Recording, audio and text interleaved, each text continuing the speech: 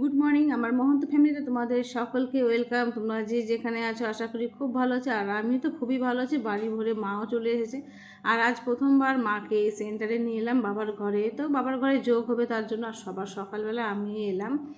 আর ওখান থেকে এসে মা আমাকে কিন্তু লঙ্কার আচার করে দেবে। আর লঙ্কা আচারটা খেতে খুব টেস্টও হয়। তো এটা আমার জন্য যেমন তেমন, জামাইয়ের জন্য। আর এই তো সারাদিন কী করলাম আর দেখালাম না, কী বলতো, ক্লান্ত হয়ে গেছি এত নিচে গড়াগড়ি। আমি লাড্ডু, মা তো বসে রয়েছে, মা কী করবে, আর শশা খাচ্ছে। মায়ের কিন্তু আজ একাদশী রয়েছে।